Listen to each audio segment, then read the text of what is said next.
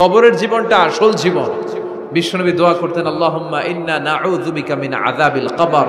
আল্লাহ, আমি আপনার কাছে কবরের আযাব থেকে পানাহ চাই, কবরের আযাব থেকে বাঁচতে চাই। এই কবরের মধ্যে অনেক ফিতনা হবে, অনেক সুয়াল হবে।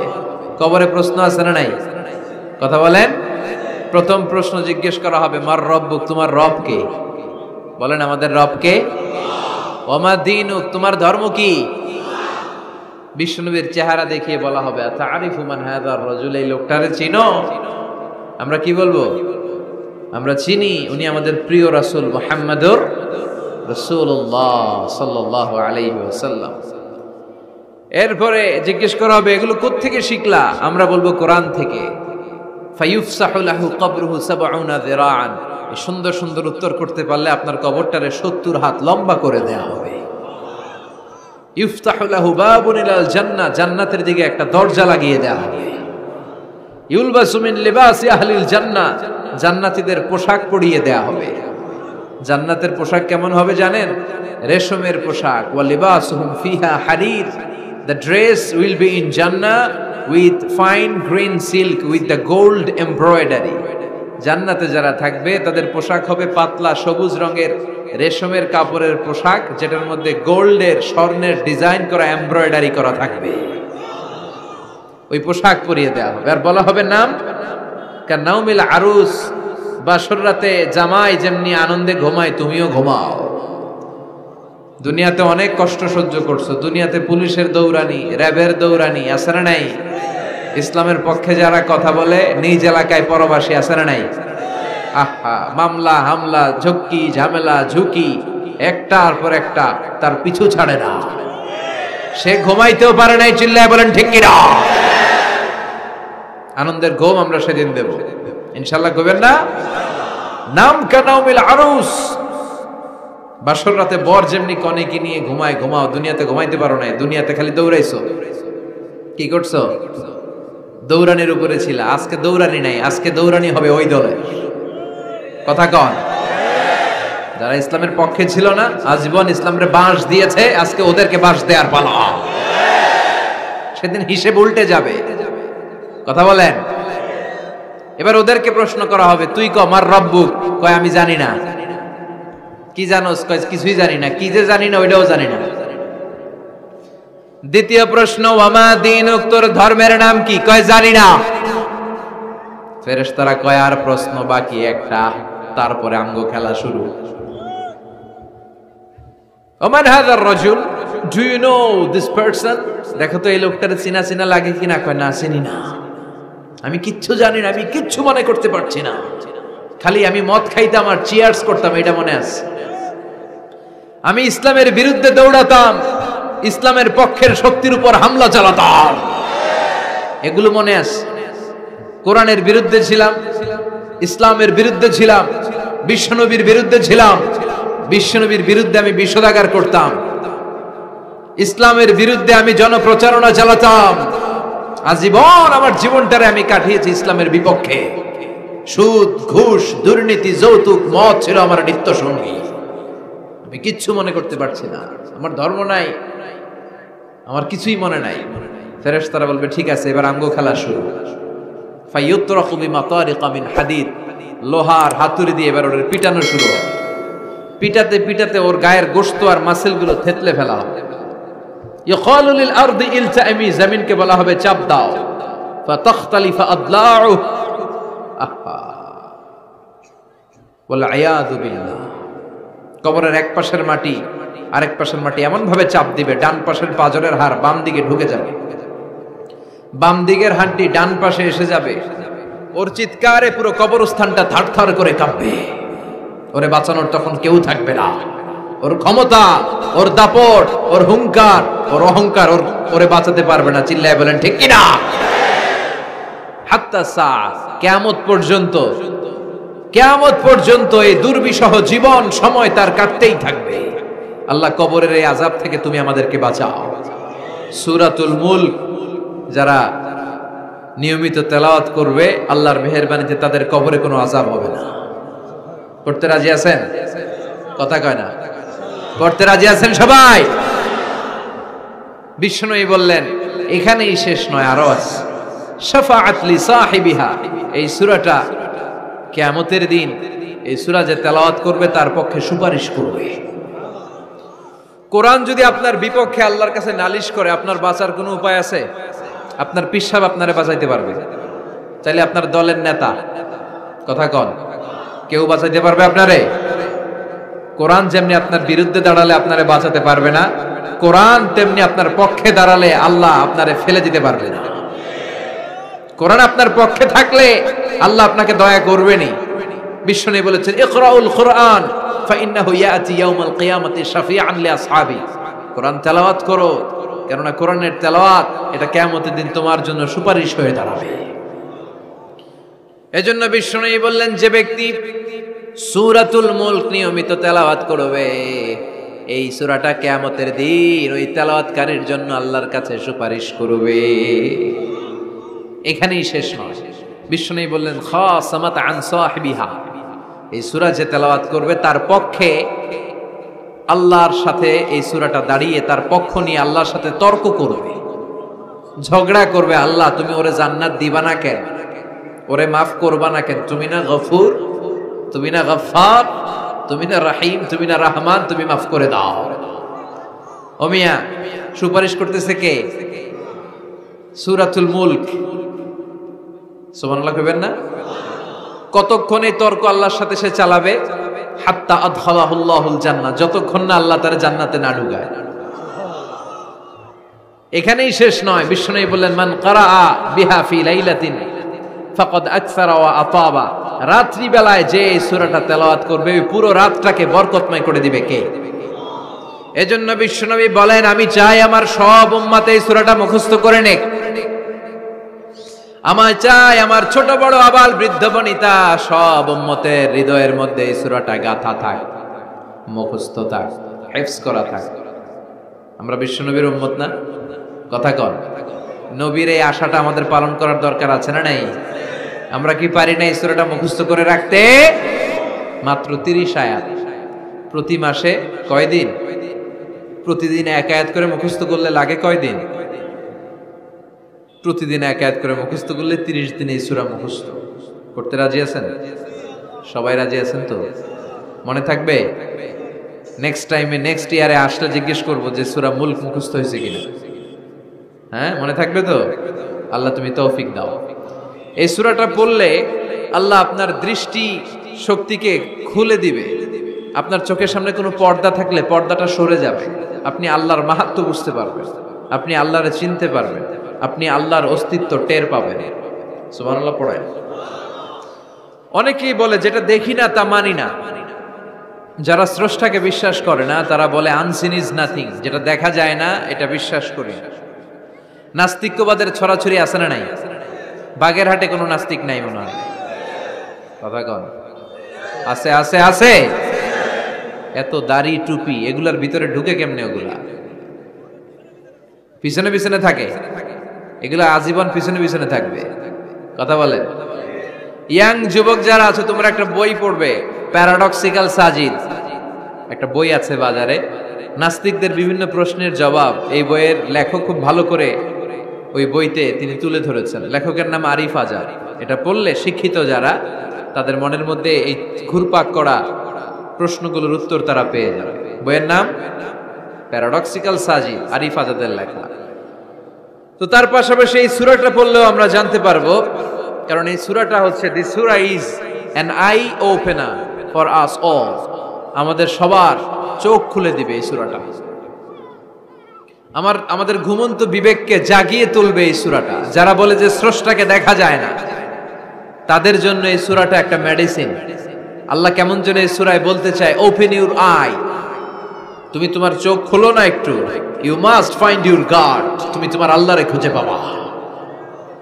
আপনি আকাশের দিকে তাকান, বাতাসের দিকে তাকান, জমিনের দিকে তাকান, আল্লাহরে খুঁজে পাবেন। সাইয়েদনা ইব্রাহিম তারার দিকে তাকালেন, বললেন মনে হয় এটাই আমার রব। পরে দেখে তারা নাই, কয় না না, আমার রব তো আমার ছেড়ে চলে যেতে পারে না।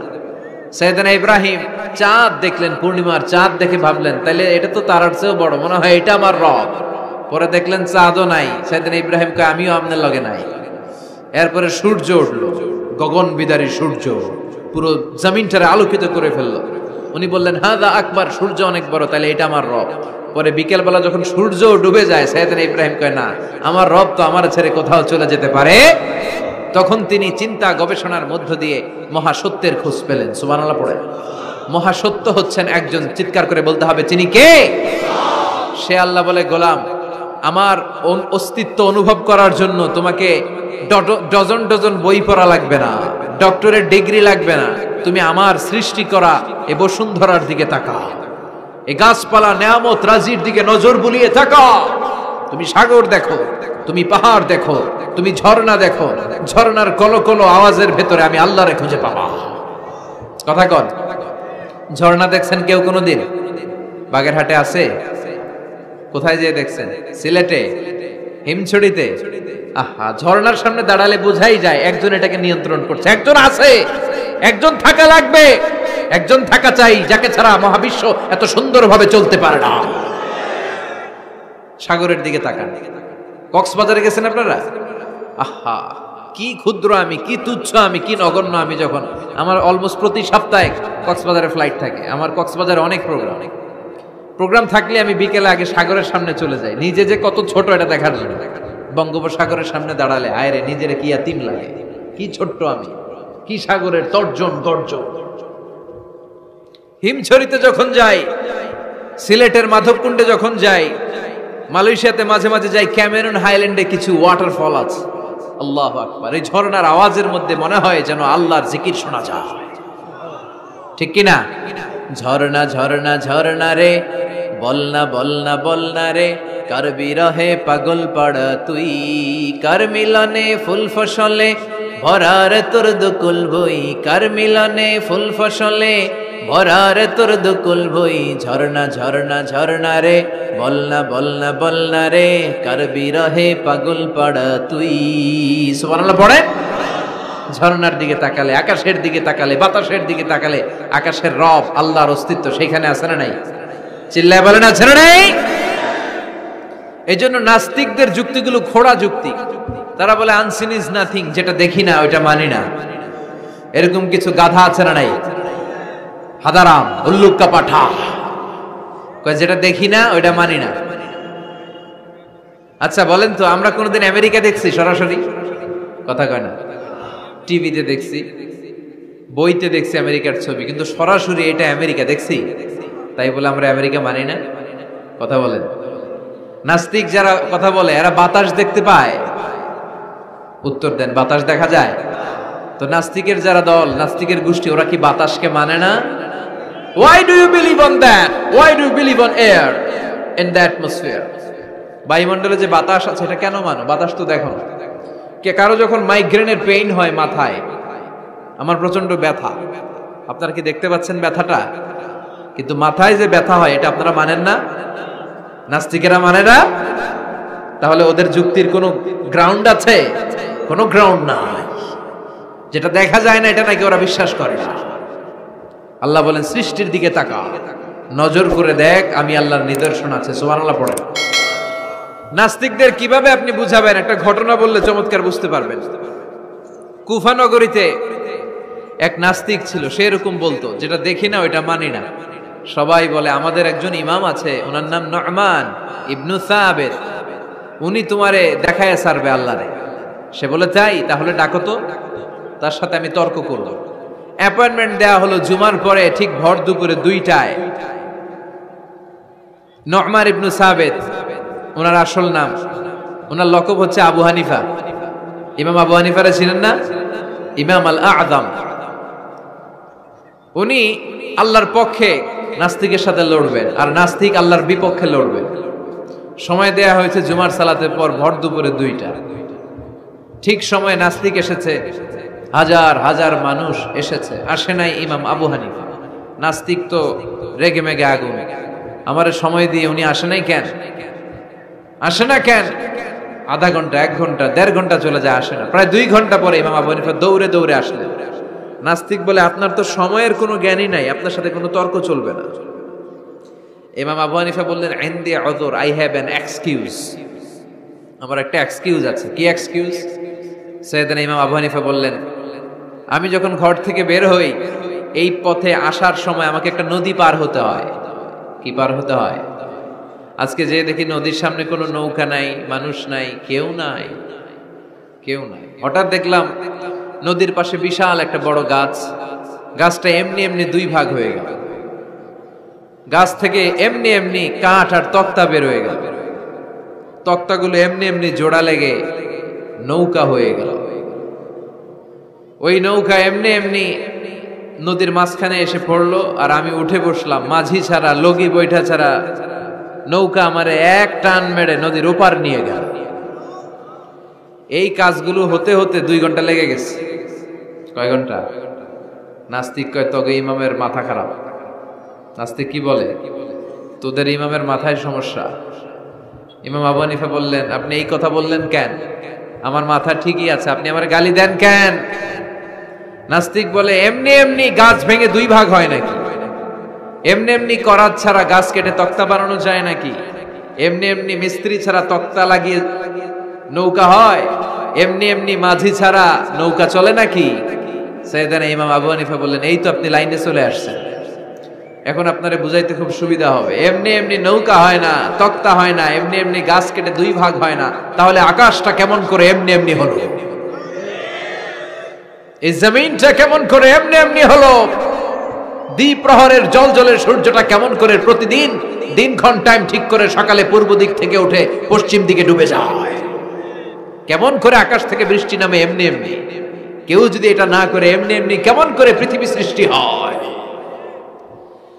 নাস্তিকের ঘুমন্ত বিবেক এবার জাগ্রত হয়েছে। এবার সে চোখ মেলে তাকিয়েছে। সেজন্য এই পৃথিবীতে এখন নতুন এসেছে, সে নতুন করে আবার পৃথিবী দেখতে লাগলো। তাই তো? সুবহানাল্লাহ কইবেন না? তাই তো? এমনি এমনি তো কিছু হতে পারে না। There should be someone who is controlling everything. একজনকে থাকাই লাগবে যিনি মহাবিশ্ব নিয়ন্ত্রণ করছে। চিল্লায় বলেন, যিনি কে? নাস্তিক অবাক। তাই তো, আসলেই তো আমি একটা বোকা, আসলে আমি হাদারাম, আমি তো এইভাবে কখনো ভাবি নাই। ও ইমাম, আপনাকে শুকরিয়া, আপনার হাত দেন, আপনার হাতে চুমু খাই। আপনার হাতে হাত রেখে আমি শাহাদা বাক্য পাঠ করতে চাই, আপনি আমারে পড়িয়ে দেন লা ইলাহা ইল্লাল্লাহ মুহাম্মাদুর রাসূলুল্লাহ। কালিমা পড়ে মুসলমান হয়ে গেলেন। আল্লাহু আকবার। এজন্য নাস্তিকদের সাথে ওয়াজাদিলহুম বিল্লাতি হিয়া আহসান, হিকমতের সাথে কথা বলতে হবে। প্রজ্ঞার সাথে যদি আপনি একটা ভ্যালিড গ্রাউন্ড উপস্থাপন করতে পারেন, নাস্তিকরা আপনার সামনে দাঁড়াতে পারবে না। চিল্লায় বলেন ঠিক কিনা? এই নাস্তিকদের জন্য অনেক দিক নির্দেশনা, ডোজ, মেডিসিন আল্লাহ সূরার ভেতরে দিয়েছেন। সূরাটার নাম সবাই বলতে হবে। সবাই বলেন। সবাই কইছেন? সূরার নাম সূরা মুলক। চিল্লায় বলেন কি নাম? সূরাতুল মুলক। আল্লাহ শুরু করছেন, তাবারাকাল্লাযী বিয়াদিহিল মুলকু ওয়া হুয়া আলা কুল্লি শাইইন কাদির। সুবহান সেই সত্তা যার হাতে ক্ষমতা, আর তিনি সব বিষয়ের উপরে ক্ষমতাবান। পড়েন সুবহানাল্লাহ। তাবারাকাল্লাযী, সুবহান সেই সত্তা, বিয়াদিহিল মুলকু, যার হাতে সব ক্ষমতা, ওয়া হুয়া, আর তিনি আলা কুল্লি শাইইন কাদির, সব বিষয়ে ক্ষমতাবান। তিনি কে? বিয়াদিহিল মুলকু, তার হাতে ক্ষমতা। চিল্লায় বলেন তো কার হাতে? নাকি আপনাদের হাতে? মাননীয় প্রধানমন্ত্রীর হাতে? আস্তে আস্তে যাও, তুমি তো পুরো মাইক নাড়ায় ফেলতেছ। ক্ষমতা কার হাতে? নাকি প্রধানমন্ত্রীর হাতে? র্যাবের প্রধানের হাতে? পুলিশ প্রধান? ডোনাল্ড ট্রাম্পের হাতে? ভ্লাদিমির পুতিনের হাতে? নরেন্দ্র মোদির হাতে? কার হাতে? জোরে বলেন। বিশ্বাস হয়? কিন্তু আমরা কিন্তু প্রায়শই বলি সকল ক্ষমতার উৎস জনগণ। এভাবে রাষ্ট্রীয়ভাবে কিছু কুফরি আমাদেরকে শিক্ষা দেওয়া হয়। চিল্লা এখন ঠিক কিনা? এটা রাষ্ট্রীয় কুফরি। সকল ক্ষমতার উৎস জনগণ নয়, সকল ক্ষমতার উৎস একজন। চিল্লায় বলেন তিনি কে? আপনি নিজের একটু নিজের জিজ্ঞেস করেন তো যে আপনার ক্যাপাসিটি কতটুকু? আমার ক্যাপাসিটি আসলে কতটুকু? আমি আসলে কদ্দুর করতে পারি, কদ্দুর ক্ষমতা আমার আছে? একটু জিজ্ঞেস করে দেখেন। ডায়রিয়া যাদের হয়, 5 বার 7 বার 10 বার যদি টয়লেটে যাওয়া লাগে, ওর চেহারার দিকে আর তাকানো যায়? নিজেকে দিয়ে ভাবেন, যেদিন আপনার পেট মোচড় দিয়ে ডায়রিয়া হয়েছে, 7 বার 8 বার ইমোটিল ট্যাবলেট খাওয়ার পরে, স্যালাইন খাওয়ার পরেও ভালো হচ্ছে না, 10 বার 12 বার যেতে যেতে চেহারাটা সাদা হয়ে যাচ্ছে, গায়ে কোনো শক্তি নাই, এরপরে 3-4 জন কাঁধে করে টয়লেটে ঢুকায়, আছে না নাই? 10 বার 12 বার টয়লেটে গেলে আর কোনো শক্তি নাই, কই আই মরে যাইও, আই আর হাইতান না, আরে মাফ করি দে, এরকম হয় না? তখন ভয় লাগে, মনে হয় যে আমি আসলেই মরে যাব, সবার কাছে বিদায় নেয়, আমারে মাফ করে দাও, আমি হয়তো বাঁচবো না। কত লিমিটেড পাওয়ার আমাদের, কত দুর্বল। 5 বার টয়লেটে গেলে চেহারার দিকে তাকানো যায় না, চেহারা ভেস্কি মেরে থাকে এমনি। সে নাকি ক্ষমতার মালিক। আল্লাহ বলেন ওয়া খুলিকাল ইনসানু দাঈফা, তোদেরকে আমি দুর্বল করে বানিয়েছি। শুধু আমরাই দুর্বল না, আমি দুর্বল, আমার বাপ দুর্বল, আমার দাদা দুর্বল, আমার 14 গোষ্ঠী দুর্বল। আমরা দুর্বলের ঘরের দুর্বল। সবল হচ্ছে একজন, তিনি কে? এজন্য সকল ক্ষমতার উৎস কোন দৃষ্টিতে, কোন যুক্তিতেই টিকে না যে সকল ক্ষমতার উৎস নাকি মানুষ। এই কথাটা যুক্তির আলোকে টিকে? সকল ক্ষমতার উৎস কে? কি ক্ষমতা আছে আমাদের? কোনো ক্ষমতাই নাই। আজকে কেউ যদি পেছন থেকে চিৎকার দিয়ে বলে হুজুর প্যান্ডেলে সাপ, মজা করে বলছে, এতেই অনেকে খুঁজতেছে কই সাপ, কই সাপ। দেখছেন ক্ষমতার মালিক নাকি আমরা? আর আসলেই যদি 3-4টা সাপ ফস করে এদিক দিয়ে ফানা তুলতো, black mamba, king cobra, python, হ্যাঁ, এই সাপগুলো যদি ফস করে এখানে ঢুকতো, আপনাদেরকে খুঁজে পাওয়া যেত? এতক্ষণ স্লোগান চলে, এখন দৌড়, আছে না নাই? সাপ বাদ দেন, ভাউয়া ব্যাং চিনেন? অথবা কোলা ব্যাং? বাগেরহাটে কি বলে, কি করে? খালি লাফায়। 10টা ভাউয়া ব্যাং, 2টা স্টেজে আর 8টা প্যান্ডেলে ছেড়ে দেওয়া হলো, অবস্থাটা কি হবে জানেন? ভাউয়া ব্যাং আর কি লাভ দিবে? এর চেয়ে বড় লাভ দিবেন আপনারা, এর চেয়ে বড় লাফাইতে লাফাইতে আমরা ভাগবো। এই হচ্ছে আমাদের অবস্থা। নিজেকে একটু জিজ্ঞেস করেন যে how much capacity I belong, কতটুকু ক্ষমতা আমার আছে। আহা, মাঝে মাঝে বাসে যখন আমরা চড়ি, পেশাব চাপে না? কথা বুঝতেছে না বোধহয়। আমরা বাসে করে সফরে যাচ্ছি, পেশাব চাপে না? চাপে। ড্রাইভাররে অনুরোধ করার পরে ড্রাইভার বলে এই বাসের নিয়ম হচ্ছে ঢাকা টু কক্সবাজারে থামবে একবার, কয়বার? আরো 20 কিলোমিটার পরে ওইখানে থামানো হবে। ওই বেটার যান যায় যায় পেশাবের চাপে। এরকম পরিস্থিতিতে আমরাও জীবনে কালে ভদ্রে 2-1 পড়েছি কিনা? ওই সময়ের কথাটা একটু খেয়াল করেন যে আপনার কি অবস্থা হয়েছিল তখন। সে নাকি ক্ষমতার মালিক, সে নাকি সকল ক্ষমতার উৎস, যার 10 মিনিটের পেশাব আটকে রাখার ক্ষমতা তার থাকে না। এজন্য মানুষ কখনো ক্ষমতার উৎস হতে পারে না। চিৎকার করে বলতে হবে সকল ক্ষমতার উৎস কে? কি দুর্বল আমরা। মশা কামড়াইলে মশারে ধরতে পারি না, মারতে পারি না, দৌড়। মশা ওইরা কই চলে যায় খুঁজেও পাই না। কুত্তা এম করে কামড়াইলে আমরা কুত্তারে কামড়াইতেও পারি না। কথা বলেন, অসহায় হয়ে তাকিয়ে থাকি। আহা, কি দুর্বল আমরা, কি দুর্বল। কোনো ক্ষমতা নাই। তুফান, ঝড়, জলোচ্ছ্বাস, ভূমিকম্প হলে টের পাওয়া যায় আমরা কত দুর্বল। বাগেরহাটে মনে ভূমিকম্প হয় না? হয়। আহা, মাঝে মাঝে মাঝরাতে 3টায় 4টায় ভূমিকম্প হয় না? লোকজন দৌড়, কেউ লুঙ্গি সহ দৌড়, কেউ লুঙ্গি থুইয়া দৌড়, কারণ আগে জান বাঁচাতে হবে, এটা ফরজ। কি বিপদে আমরা পড়ে যাই, দৌড়। দুধের বাচ্চাটা পড়ে থাকে, ওরে কোলে নিয়ে দৌড় দিব, নাকি স্ত্রীকে ডাকবো, নাকি ভাড়াটিয়াদেরকে উঠাবো, নাকি ছাদ থেকে নিজেই লাফ দেব? ভূমিকম্প যখন শুরু হয়, আমেরিকায় যখন ভূমিকম্প শুরু হয়, ডোনাল্ড ট্রাম্প যে বিল্ডিং এ থাকে, ডোনাল্ড ট্রাম্প মনে হয় দৌড় দেন। কথা বলেন। আমাদের প্রধানমন্ত্রী যে বিল্ডিং এ থাকে, ওই বিল্ডিং এ যদি ভূমিকম্প হয়, কথা কন। আমি কই নাই কিন্তু, আপনারা কইছেন দৌড়। বাঁচার জন্য দৌড় দিতে হয়। আমি একটা ভিডিও দেখেছি, একটা টেলিভিশন প্রোগ্রামে, লাইভ প্রোগ্রাম চলছিল, সরাসরি সম্প্রচার। লাইভ বুঝেন?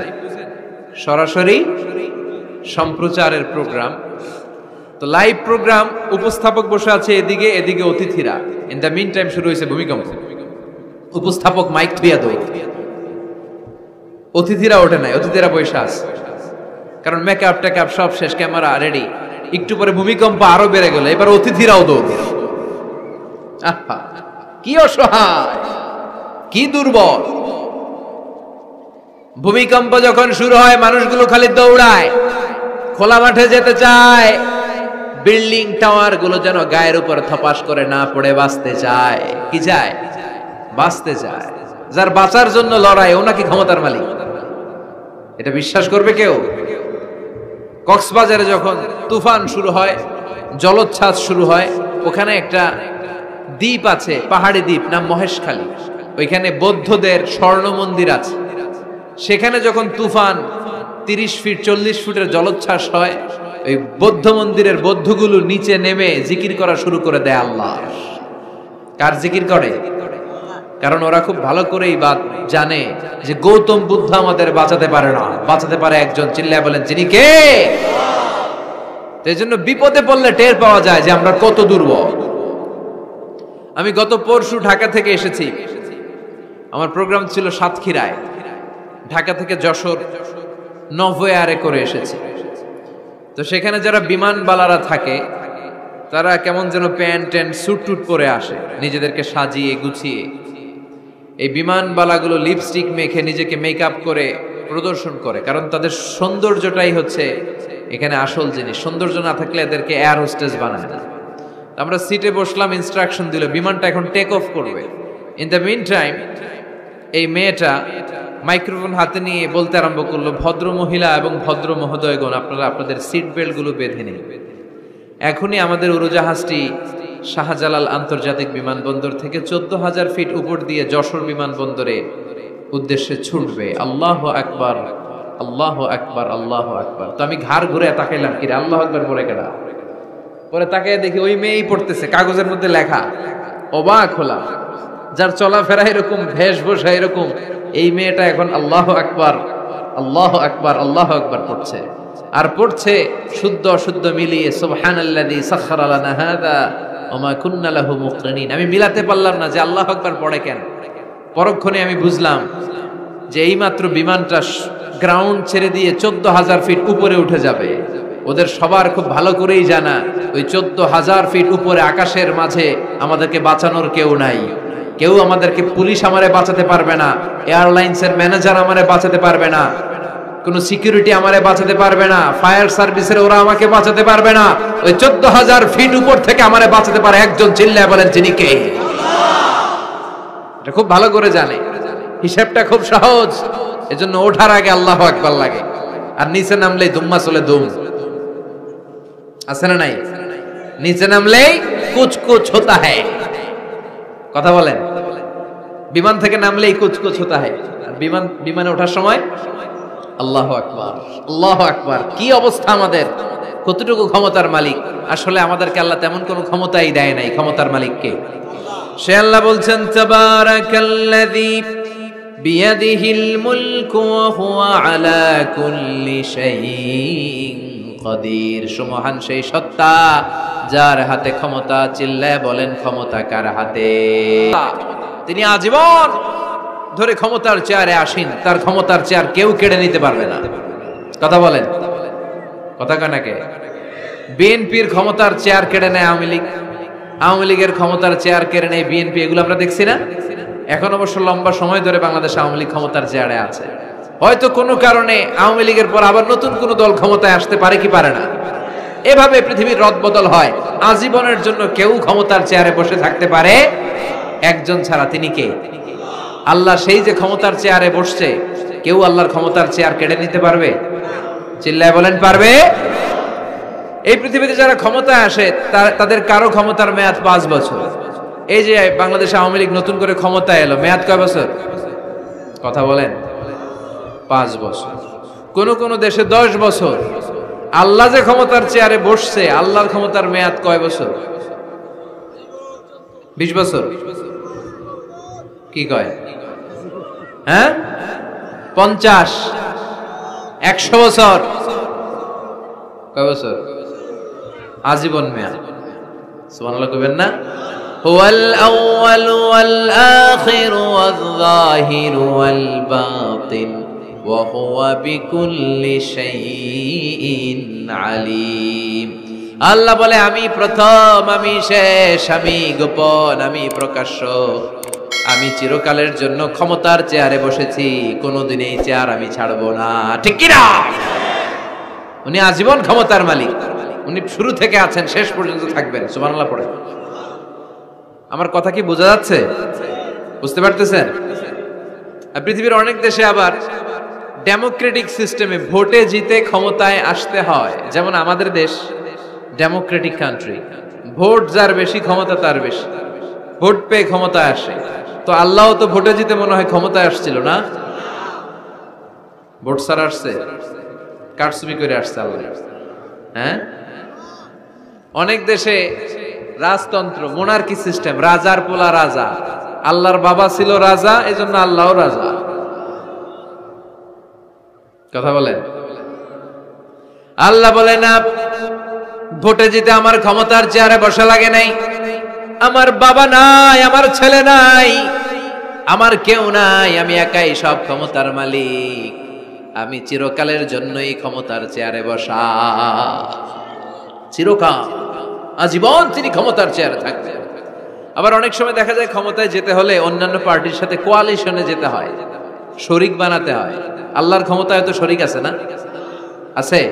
আল্লাহ বলেন ওয়ালাম ইয়াকুল্লাহু শারীকুন ফিল মুলক, আমার ক্ষমতায় কোনো পার্টনার নাই, কোনো শরিক নাই। তোদের মতো আমি কারোর সাথে জোট করি নাই। জোট ছাড়া, শরিক ছাড়া, কোয়ালিশন ছাড়া আমি ক্ষমতার চেয়ারে বসা। আজীবন আমার ক্ষমতার মেয়াদ, কেউ আমার ক্ষমতার চেয়ার থেকে নামাতে পারবে না। পৃথিবীর অনেক দেশের এরকম নমুনা আমরা জানি। আন্দোলন করে সরকারকে ক্ষমতার চেয়ার থেকে নামানো হয়, আছে না নাই? গণ অভ্যুত্থান করে চেয়ার উল্টে দেওয়া হয়, মিলিটারি কু হয়, ক্ষমতার চেয়ারে আর থাকা যায় না। তো আমরাও যদি সবাই মিলে একটা আন্দোলনে নামি, তাহলে আল্লাহর ক্ষমতা শেষ। কি বলেন? আমরা 700 কোটি মানুষ, আমাদের সাথে পারবে আল্লাহ? 700 কোটি মানুষ আন্দোলন করলেও আল্লাহরে নামাতে পারবে না? বুঝে শুনে উত্তর দিয়েন। 700 কোটি কিন্তু পারবে? পারবে? আচ্ছা, জিন জাতিরা যদি বলে, জিনেরা তো আমাদের চেয়েও পাওয়ারফুল, তারা যদি বলে ও মানব জাতি আমরাও তোদের সাথে আছি, আল্লাহরে মানি না, মানুষ জিন ভাই ভাই, আল্লাহর আর রক্ষা নাই, তাহলে আল্লাহর ক্ষমতা শেষ? তাও না। কি বলে এগুলো? বলে কি? আচ্ছা, ফেরেশতারাও যদি বলে যে আমরাও আল্লাহর আর মানছি না, আমরা জিনেরা মানুষেরা 3 দলীয় জোট, 3 দলীয় জোট হলেও পারবে না। আল্লাহ বলে গোটা বিশ্বের সবাই মিলে যদি আমার বিরুদ্ধে আন্দোলনে লেগে যাস, আমার ক্ষমতার 1 ইঞ্চিও কমাতে পারবি না। এজন্য রাব্বুল আলামিন বলেন তাবারাকাল্লাযী বিয়াদিহিল মুলকু ওয়া হুয়া আলা কুল্লি শাইইন কাদির। সুমহান সেই সত্তা যার হাতে ক্ষমতা, ক্ষমতা কার হাতে? ওয়া হুয়া আলা কুল্লি শাইইন কাদির, তিনি সব বিষয়ের উপর ক্ষমতাবান। তিনি কে? তিনি চাইলে পাহাড়কে দরিয়া করতে পারে, তিনি চাইলে দরিয়াকে পাহাড় করতে পারে, তিনি চাইলে ধনীকে গরিব করতে পারে, গরিবকে ধনী করতে পারে, তিনি চাইলে সম্মানিতরে অপমানিত করতে পারে, আবার চাইলে অপমানিতরে সম্মানিত করতে পারে। তিনি কে? ফাআলুল লিমা ইউরিদ, তিনি যা ইচ্ছা তাই করতে পারেন, তার কাছ থেকে জবাবদিহিতা করার কেউ নাই, তিনি সবার কাছে জবাবদিহি চায়। চিল্লায় এখন ঠিক কিনা? সে আল্লাহ বললেন সুমহান সত্তা যার হাতে ক্ষমতা, তিনি সব বিষয়ের উপর ক্ষমতাবান। এজন্য আমাদের মনে রাখতে হবে আমাদের কোনো ক্ষমতা নাই, ক্ষমতার মালিক কে? আর কোনদিন বাগেরহাটের ভাইয়েরা জনগণ সকল ক্ষমতার উৎস, এই কথা বলবেন? মনে থাকবে? তাহলে আওয়াজ করে বলেন তো, সকল ক্ষমতার উৎস কে? আল্লাহ। সব কিছু করতে পারে কে? আল্লাহ। সব ক্ষমতার মালিক আল্লাহ। অনেক কথা আল্লাহ 30 আয়াতে বললেন, কয়টা বলবো? কিছু দূর যে আল্লাহ বলা শুরু করলেন ওয়ালাকাদ যায়্যানাস সামাআদ দুনিয়া বিমাসাবিহা ওয়া জাআলনাহা রুজুমান লিশ-শায়াতিন। সুবহানাল্লাহ পড়েন। আল্লাহ বললেন আমি নিকটবর্তী আকাশটারে তারা দিয়ে, আলো দিয়ে, মোমবাতি দিয়ে আলোকিত করেছি।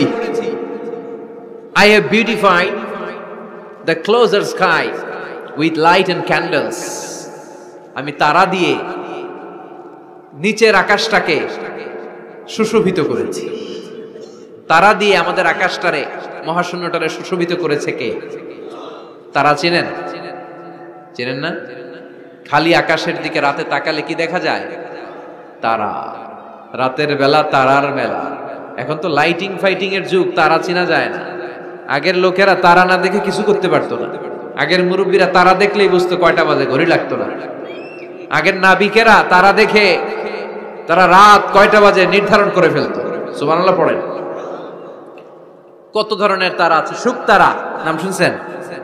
ধ্রুব তারা শুনেছেন? সপ্তর্ষি মণ্ডল একটা আছে, অনেকে তারা চিনে না। গুটি গুটি গুটি গুটি 7টা তারা একসাথে দেখবেন, এটার বলে সপ্তর্ষি মণ্ডল। আল্লাহ বলে এই তারা দিয়ে আমি আকাশটারে সুশোভিত করেছি। এই তারাগুলো কিন্তু প্রথম আকাশে না, এই তারাগুলো প্রথম আকাশের মহাশূন্যে অবস্থিত। আমরা খালি চোখে যা দেখি এটা আকাশ নয়, এটা মহাশূন্য। এটা কি? বাগেরহাটের ভাইরা উত্তর করেন, এটা কি? এই মহাশূন্যের অনেক অনেক অনেক অনেক অনেক উপরে আকাশ। ওই আকাশ যে কত উপরে এটা নাসার বিজ্ঞানীরাও জানে না। শুরুতে আমরা দেখতে পাই প্রথম আকাশের মহাশূন্য, এর অনেক উপরে প্রথম আকাশ। তারপরে শুরু হয় দ্বিতীয় আকাশের মহাশূন্য, তার অনেক উপরে দ্বিতীয় আকাশ। তারপরে তৃতীয় আকাশের মহাশূন্য, তারপরে তৃতীয় আকাশ। এভাবে একটার চেয়ে আরেকটা বড়, একটার চেয়ে আরেকটা বড়। দ্বিতীয় আকাশের তুলনায় প্রথম আকাশটা কত ছোট শুনতে চান? আপনার হাতের আংটিটা যদি আপনি সাহারা মরুভূমিতে ছুঁড়ে ফেলে দেন, পৃথিবীর সবচেয়ে বড় মরুভূমির নাম কি জানেন? সাহারা মরুভূমি। এই সাহারা মরুভূমিতে আপনার হাতের আংটি ছুঁড়ে ফেলে দিলে পুরো মরুভূমির তুলনায় আপনার হাতের আংটি যত ছোট, আল্লাহর দ্বিতীয় আকাশের তুলনায় আল্লাহর প্রথম আকাশটা ঠিক তত ছোট। একটার চেয়ে একটা বড়। তারপর আমরা নিজেরা বড় বড় করে দাবি করি। এই যে আজকের প্যান্ডেলে এত মানুষের সমারোহ হয়েছে, তাকালে মনে হয় না যে কত বিশাল জায়গা? কথা বলেন, বিশাল মনে হয় না? পিল জঙ্গ এইটারে যদি এত বড় মনে হয়, তাহলে পিল জঙ্গটা কত বড়? হ্যাঁ, আরো। এইটার চেয়ে নিশ্চয়ই বাগেরহাট বড়। কথা কয় না? বাগেরহাটের চেয়ে নিশ্চয়ই পুরো বাংলাদেশটা বড়। বাগেরহাট হলো 64 জেলার এক জেলা। 64টা জেলা মিলে সুজলা সুফলা আমাদের এই বাংলাদেশ। বাংলাদেশ হচ্ছে পৃথিবীর সবচাইতে বড় দেশ।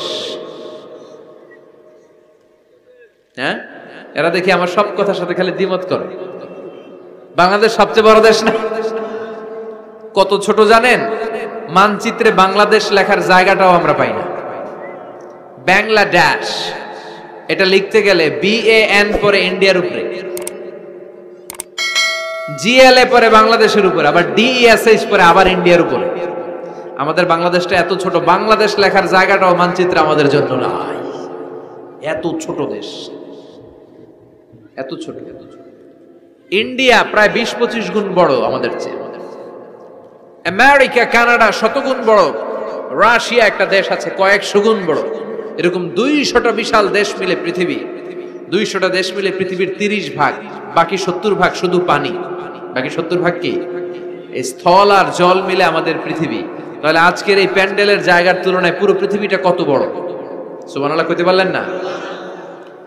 তাহলে এই পৃথিবীটা আমাদের কাছে এখন পর্যন্ত যেটা আমরা আলোচনা করলাম বোঝা গেল অনেক বড়, এত বড় পৃথিবী।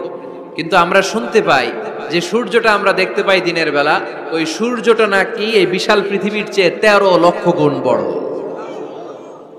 চিন্তা করতে পারেন? খালি তো মাথা নাড়াইতেছেন। আসলে কি আমরা চিন্তা করতে পারি? 13 লক্ষটা পৃথিবী সূর্যের মধ্যে রেখে দেওয়ার জায়গা করে দিয়েছে কে? 9,30,00,000 মাইল দূরে সূর্য 8 মিনিট 18 সেকেন্ড সময় নিয়ে নেয় আলো পৌঁছাতে। এত বিশাল সূর্য। তার মানে কি সূর্যটাই সবচেয়ে বড়? এর চেয়ে অনেক বড় বড় তারা আছে। সূর্যের পরে পৃথিবীর সবচেয়ে কাছের তারার নাম প্রক্সিমা সেন্ট্রাই। গুগল করলে দেখবে যে কত তারা। এরপরে alpha Centauri A, alpha Centauri B, এভাবে তারা শুরু। এটা ক্যারিনা, ব্যাটেল জিউস। যেই সূর্য পৃথিবীর চেয়ে 13 লক্ষ গুণ বড় ব্যাটেল জিউস নামে একটা তারা আছে, ওই তারা সূর্যের চেয়ে 33 কোটি গুণ বড়। তার মানে কি ব্যাটেল জিউসই সবচেয়ে বড় তারা? না, এটা ছোট্ট সাইজের তারা। এইটার চেয়েও কত হাজার কোটি গুণ বড় তারা যে মহাশূন্যে আছে তার কোনো ইয়ত্তা আমাদের নাই।